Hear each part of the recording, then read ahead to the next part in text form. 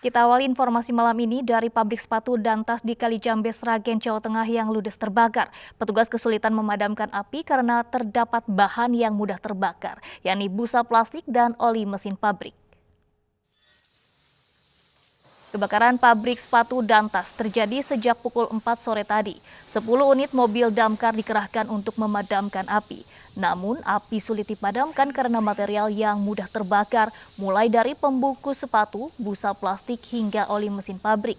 Kini petugas masih fokus dalam proses pemadaman karena terkendala sumber air yang tidak tersedia di lokasi pabrik sepatu.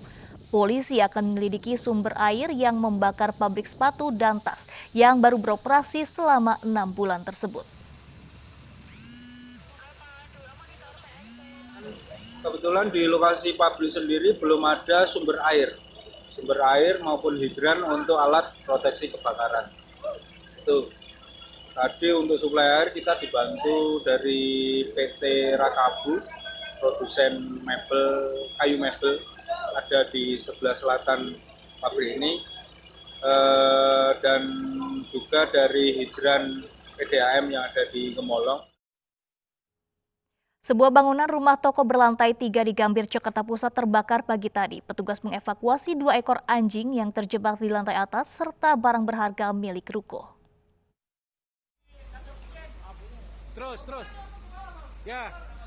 Petugas pemadam kebakaran DKI Jakarta mengevakuasi 2 ekor anjing di rumah toko Ketapang Permai yang terbakar di Jalan Zainul Arifin, Gambir, Jakarta Pusat, Sabtu pagi. 2 ekor anjing selamat dari kebakaran di ruko 3 lantai yang menjual suku cadang motor ini. Selain menyelamatkan 2 ekor anjing, petugas juga mengamankan sejumlah barang berharga keluarga mulai dari ponsel hingga surat penting.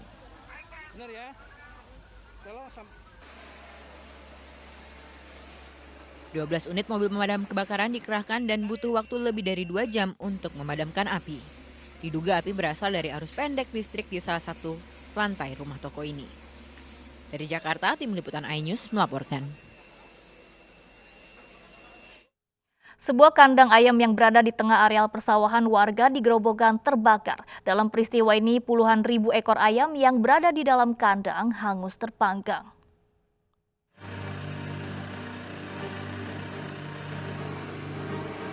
Kebakaran terjadi di sebuah kandang ayam di areal persawahan warga di Desa Kunjeng, Kecamatan Gubuk, Grobogan, Jawa Tengah pada Sabtu pagi.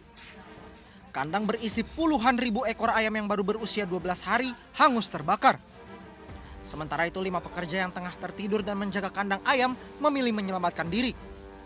Dia langsung panik mau nyiram cari air, nggak ada air itu. Mau matahin pipa saluran air buat minum ayam susah, langsung keburu gede apinya, Pak. Api cepat menyebar akibat bangunan yang terbuat dari bahan bambu dan berisi barang mudah terbakar. Petugas pemadam kebakaran yang tiba di lokasi kejadian berusaha memadamkan sisa api. Sementara tim Inafis Polres Grobogan, Jawa Tengah mengolah tempat kejadian perkara. Polisi masih mengumpulkan barang yang bisa dijadikan sebagai bahan penyelidikan. Diduga sementara api berasal dari arus pendek listrik. Akibat kebakaran ini, pemilik kandang ayam mengalami kerugian mencapai miliaran rupiah. Dari Grobogan, Jawa Tengah, Rustaman Nusantara, iNews melaporkan. Pemirsa, sebuah bus yang sedang parkir di dalam pangkalan di kawasan TB Simatupang, Cilandak, Jakarta Selatan siang tadi terbakar. Diduga api berasal dari bagian mesin bus.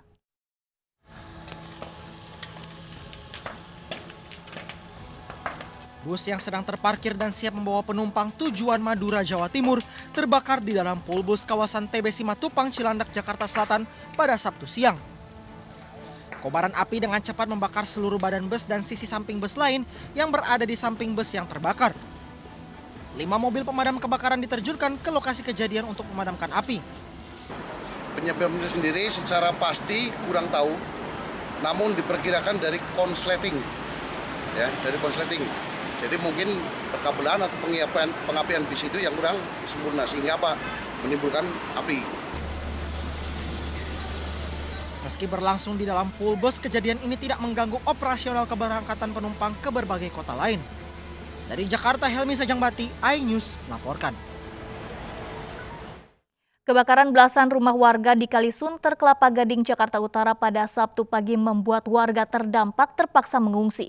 Sementara satu warga dilaporkan tewas dalam peristiwa kebakaran.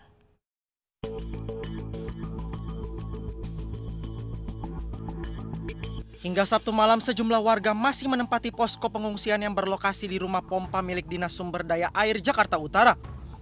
Bantuan bagi warga terdampak kebakaran di wilayah Kali Inspeksi Sunter telah berdatangan sejak Sabtu siang, terdiri dari tenda darurat, matras, hingga bahan makanan. Kayak surat-surat ya, surat-surat kayak saya sendiri kayak kehilangan surat-surat kayak SIM, ijazah, KTP, surat rumah, itu semua hangus kebakar dan kagak ada yang tersisa. Nah, ya dimohon mudah-mudahan dari pihak yang terkait bisa membantu kami untuk mempermudah pengurusan surat-surat. Peristiwa kebakaran di kawasan permukiman di Kalisunter, Kelapa Gading, Jakarta Utara terjadi pada Sabtu pagi dan menghanguskan belasan rumah. Akibatnya 70 kepala keluarga terdampak dan 1 warga tewas akibat kekurangan oksigen. Diduga kobaran api berasal dari hubungan arus pendek listrik hingga merembet ke rumah warga lainnya. Itu api berawal dari salah satu rumah korban yang meninggal dunia. Itu diperkirakan karena korsleting listrik. Itu awalnya. Salah satu saksi memberitahukan api sudah membesar begitu cepatnya. Karena bangunan yang memang di sepanjang Kalisunter ini memang semi permanen, jadi bahan-bahannya memang mudah terbakar. Hingga kini pendataan terhadap warga dan penyaluran bantuan logistik masih berlangsung. Dari Jakarta, Tim Liputan iNews melaporkan. Tangis histeris mengiringi pemakaman 5 jenazah korban kebakaran yang merupakan satu keluarga di Tangerang, Banten. Jenazah pasangan suami istri dan 2 anaknya ini dimakamkan pada 1 liang lahat di tempat pemakaman umum Padukuhan Gunung Kidul, Yogyakarta.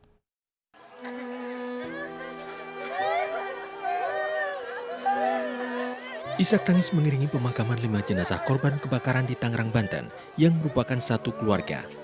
Kelimanya dimakamkan di 1 liang lahat di tempat pemakaman umum Padukuhan Gunung Bang, Desa Bejiharjo, Gunung Kidul, Yogyakarta. Selama prosesi pemakaman, kerabat maupun warga sekitar ikut mengantarkan jenazah ke tempat peristirahatan terakhir. Untuk ke-5 jenazah, sebenarnya pada intinya bukan 1 liang lahat untuk berlima. Walaupun bagaimana sebenarnya itu ada sekat-sekatnya yang terbuat dari kayu. Itu kita untuk mempermudah penggalian saja. Kalau memang harus satu-satu digali lubang seperti kematian perorangan itu memang memakan waktu yang lebih lama dan memang kondisi takutnya tadi itu hujan sehingga kita mempermudahkan untuk lebih banyak bisa menggali, kita gali lebar. Setelah itu kita kasih sekat dengan kayu seperti itu. Itu karena memang permintaan keluarga khususnya dari adiknya. Karena memang di sana untuk keluarga sudah tidak ada. Di mata warga, kelima korban merupakan orang yang baik serta ramah dan mudah bergaul dengan warga sekitar. Rencananya pihak keluarga akan menggelar tahlilan untuk mendoakan korban. Dari Gunung Kidul, Yogyakarta, Kismayo Wibowo, iNews melaporkan. Sebuah layang-layang tersangkut di ban pesawat Citylink di Bandara Adi Sucipto, Yogyakarta. Layangan tersebut tersangkut saat pesawat akan mendarat. Layang-layang berukuran 50 cm ini tersangkut di bagian landing gear pesawat ATR 72600 yang mendarat di Bandara Adi Sucipto, Yogyakarta, Jumat sore kemarin. Saat akan mendarat, pilot mengaku kesulitan untuk menghindari banyaknya layangan di area bandara. Beruntung tidak ada korban jiwa akibat insiden yang menimpa pesawat rute Halim Perdana Kusuma Adi Sucipto, Yogyakarta ini. General Manager PT Angkasa Pura I Bandara Adi Sucipto, Yogyakarta, Agus Pandu Purnama menyatakan layang-layang tersangkut saat pesawat berada di ketinggian 200 meter dari atas permukaan laut. Kalau kita analisa ketinggian pesawat pada saat itu kira-kira sekitar 1000 feet atau 200 meter yang di atas permukaan laut.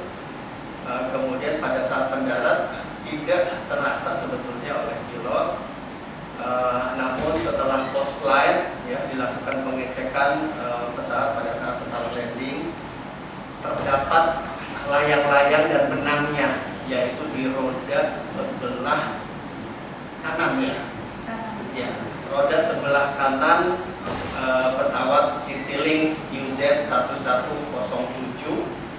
Ini adalah pesawat propeller ya, ATR. Beralih ke informasi lainnya, pemirsa, lebih dari 150 rumah warga di Bekasi, Jawa Barat rusak diterjang angin puting beliung kemarin. Warga yang terdampak berharap pemerintah membantu mereka.